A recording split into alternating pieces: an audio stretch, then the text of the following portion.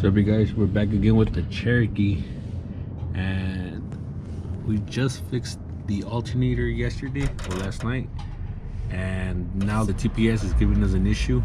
The check engine light was on the day that we had the alternator go bad, but we thought it was because of the low battery and the alternator not charging. But then we also noticed that on the freeway it would sputter. So yesterday the check engine light came back on. So right now the check engine light is off, but it's kind of sputtering when we get on the gas, and that's what it would do on the freeway. It would kind of like, it would sputter even though we were hitting like 60-70 miles an hour, and that's what the TPS does.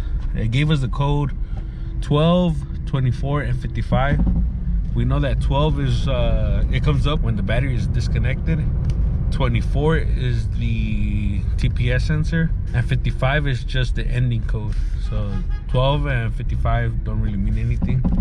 The 24 is the one that we were looking for. So we're on our way to AutoZone, and we're gonna pick up a TPS sensor for this Jeep. This is the throttle position sensor we picked up from AutoZone. It is the Duralast.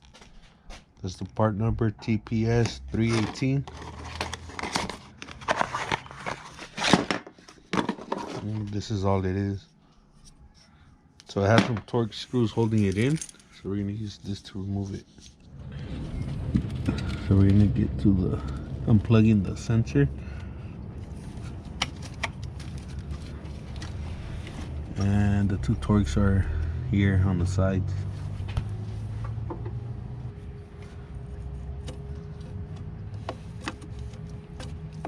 I'm gonna remove these and put it to the side just so we could have a little space right here to put the tool.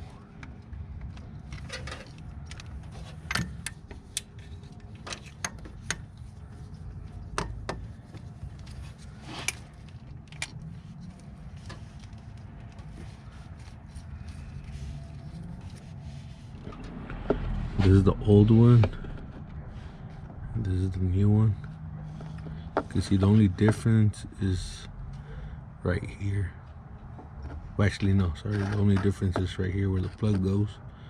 It's like a different design. This one's a little bit taller. This is the back side. So there's an option of with OBD and without OBD, and these don't have the OBD2 port, so we went with the non-OBD sensor.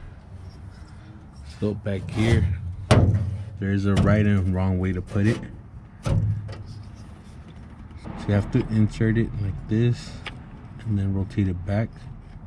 See how it has that little spring motion? Because you could also install it the other way, but then it won't read right. So you have to install it like this and then rotate it and then put the little screws in.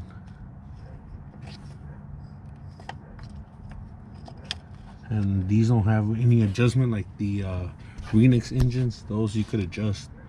On this one you can't. So we're gonna install these little screws and get them tight, plug everything back up.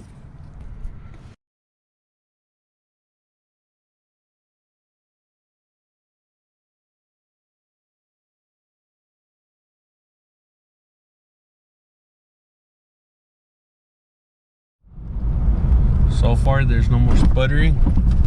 When we got on the gas earlier, it would kind of sputter a little bit, and the check engine light would come on and go off randomly. So I'm pretty sure it's not gonna give us that issue anymore.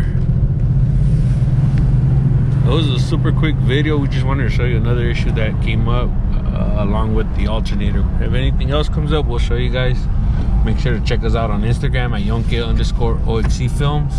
I'll leave that in the description down below, and we'll catch you in the next one.